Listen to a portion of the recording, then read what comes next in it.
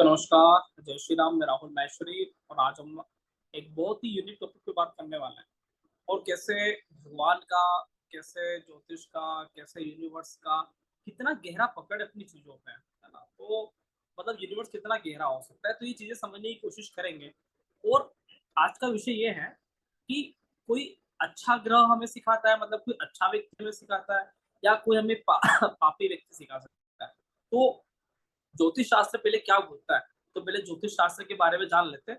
ज्योतिष शास्त्र ऐसा बोलता है कि सबसे शुभ ग्रह जो होता है उसका नाम है जुपिटर, और सबसे जो पापी प्लेनेट होता है उसका नाम है केतु। गुरु सर्वाधिक शुभ ग्रह है, केतु सर्वाधिक पाप प्रभाव रखने वाला ग्रह है। अब प्रश्न ये है कि लाइफ में हमें, मतलब हमारी गहरी डेस्टिनी या फाइनल डेस्टिनी, या फिर हमें अपने लक्ष्य तक पहुंचने को लेकर या मोक्ष तक पहुंचने को लेकर कौन सा ग्रह कारक है।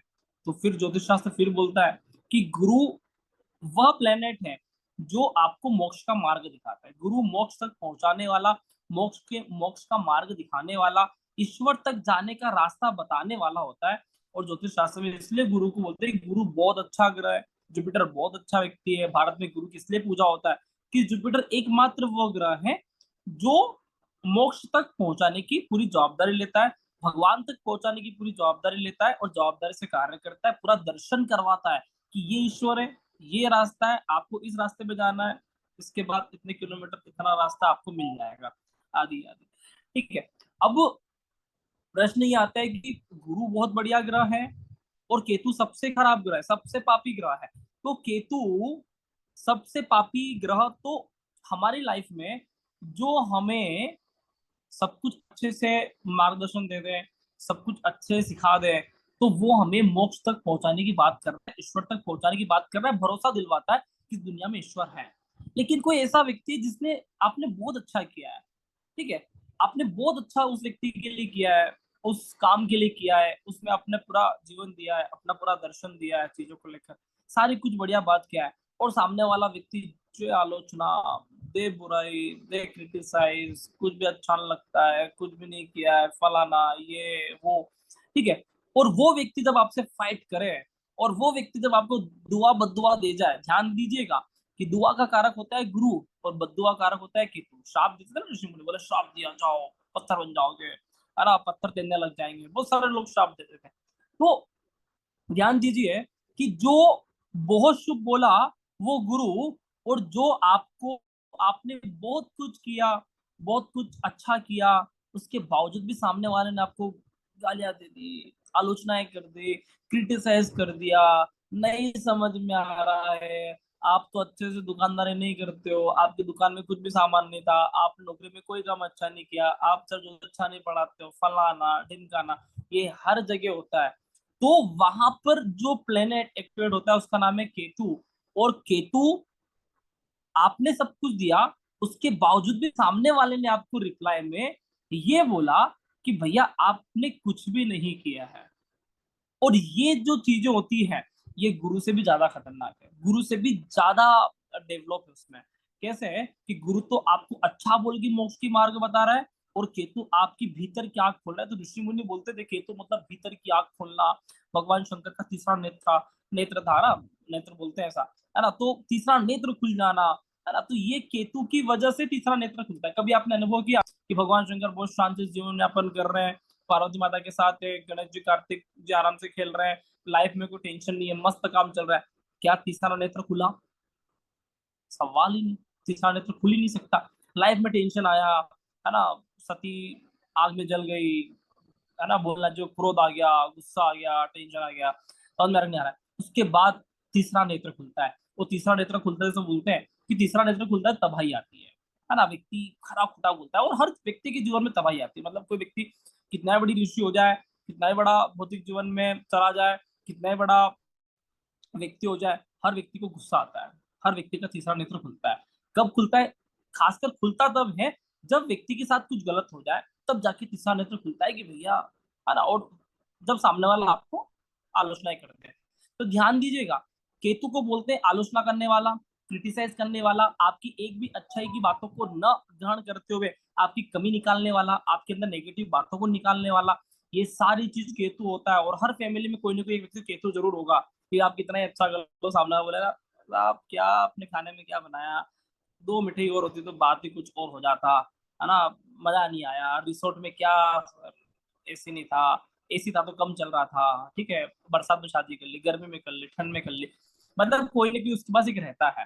तो जब भी कोई व्यक्ति, आपका करीबी व्यक्ति आपसे किसी बात लेकर लड़ ले और उसमें आपका कोई दोष नहीं है, आपने बेहतरीन देने के लिए कार्य किया है, वह व्यक्ति सबसे पहले आपके मोक्ष के दर्शन करवाता है। ध्यान दीजिए, गुरु मोक्ष के बताने का रास्ता है, जबकि केतु मोक्ष का कारक है। अगर आप बहुत गहराई से ज्योतिष को समझते हो तो वहां पे हमेशा एक बात ध्यान रखना, ऐसा बोलते हैं कि गुरु मोक्ष करवाता है, गुरु मोक्ष का दर्शन करवाता है कि भैया इस जगह मोक्ष है, इस जगह भगवान आएंगे, यहाँ से थोड़ा सा पतली गली लेना, साइड में जाएंगे, दूर से दिखेंगे, देखो ये दिल्ली है, ये वैकुंठ लोक है, इस तरह से।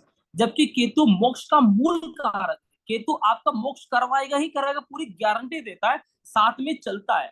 गुरु साथ में नहीं चलता, गुरु आपका पथ प्रदर्शक है, बोले आप जाइए आपके रास्ते पे, मैं आपके आपका पथ प्रदर्शक कर सकता हूँ कि ये रास्ता है। केतु आपके साथ चलेगा। ध्यान दीजिए केतु कितना पावरफुल है। केतु मोक्ष का मूल कारक है, जबकि गुरु मोक्ष का दर्शन करवाने वाला है। दोनों में बेसिक डिफरेंस है। जब कोई व्यक्ति आपको अच्छा व्यक्ति मिलता है, वो व्यक्ति आपको ग्रेटिट्यूड देता है, अच्छा बोलता है, तो वो व्यक्ति आपके लिए मोक्ष का दर्शन करवा रहा है, भगवान के मार्ग में आपके लिए एक तरह से ब्रिज का काम कर रहा है, भगवान को मिलाने के लिए बेड़िया जोड़ रहा है, कड़िया जोड़ रहा है, पुल बना रहा है, ब्रिज बना रहा है और भगवान तक पहुंचाना है काम कर रहा है। पता चलता है कि ईश्वर इस दुनिया में अच्छे लोग मिलते हैं। जब कोई पापी व्यक्ति मिलता है, तब वो व्यक्ति आपको भगवान तक छोड़ के आता है। आपको बड़ा आश्चर्य होगा, जब कोई व्यक्ति कष्ट दे रहा होता है, वो व्यक्ति आपको भगवान तक छोड़ के आता है। गुरु तो सिर्फ रास्ता बता रहा था, वो व्यक्ति छोड़ के आता है। तो ध्यान दीजिए, ये व्यक्ति आपके ओरिजिनल गुरु हैं। जो व्यक्ति आलोचनाएं कर रहे हैं, क्रिटिसाइज कर रहे हैं, आपको नीचा दिखा रहे हैं, आपको कुछ कह के जा रहे हैं, जबकि आप लोगों के लिए बहुत कुछ किया है, अरे यही व्यक्ति हैं जिन्होंने आपको भगवान तक पहुंचाया।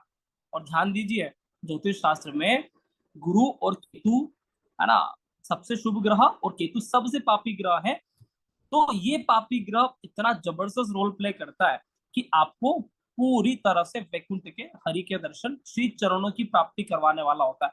तो हमारे जीवन में कोई ऐसा व्यक्ति हो सकता है केतु वाला है, या कोई ऐसा व्यक्ति जो आपके बिजनेस में, आपके काम में, आपकी नौकरी में, आपके बॉस ने कुछ कह दिया, अधीनस्थ ने कुछ कह दिया, फैमिली में कुछ कह दिया, किसी ने केतु वाली भूमिका निभाया, जिसने आपकी आंखें खोल दी, आप सोचने के लिए मजबूर हो गए कि मैं क्या कर रहा हूँ, कैसे कर रहा हूँ, और उस व्यक्ति ने आपकी आंखें ऐसी खोली कि फिर कभी बंद ना हुआ। तो ये होता है केतु।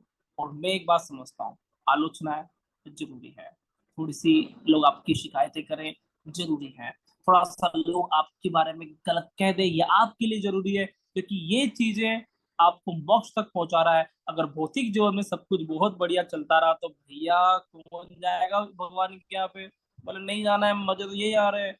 भौतिक जीवन में जब व्यक्ति के हर्डल्स आते हैं, मतलब हम ईश्वर के उतने करीब पहुंच रहे हैं। इसीलिए 12th हाउस में केतु को पक्का घर बोलते हैं, क्योंकि 12th हाउस मोक्ष का मूल भाव है, और वहां पे केतु सबसे बढ़िया रोल प्ले करता है। और गुरु 4th हाउस में उच्च का होता है, मोक्ष का केंद्र भाव है, सबसे मुख्य भाव कहते हैं केंद्र भाव को, जो कि मोक्ष के लिए एक बढ़िया बेस बना देता है। तो गुरु वाला व्यक्ति बहुत जरूरी है कि आपको वो मोटिवेट करके आगे पहुंचाए। केतु वाला व्यक्ति उससे भी ज्यादा जरूरी है कि वो आपको आलोचना कर करके साफ कर करके पूरे अंदर से सारी मिलावट दूर करके आप बिना गुरु के केतु के पास पहुंच जाए, बिना गुरु के ईश्वर के पास पहुंच जाए, बिना किसी सहारे के आप ईश्वर के पास पहुंच जाए। ये सिर्फ केतु करवाता है। तो आशा है कि आपको गुरु और केतु के माध्यम से बहुत कुछ सीखने को मिल रहा होगा, इनों की कैरेक्टरिस्टिक सीखने को मिल रहा होगा। गुरु हमेशा शुभ बोलने वाला और केतु हमेशा कटु वचन, आलोचना, है ना, झटके देने वाला, है ना, एकांत रखने वाला, वैराग्य देने वाला ग्रह है। तो ऐसे लोग भूमिका निभा सकते हैं। आशा है आपको अच्छा लग रहा होगा। बहुत धन्यवाद। नमस्कार। जय जय श्री राम।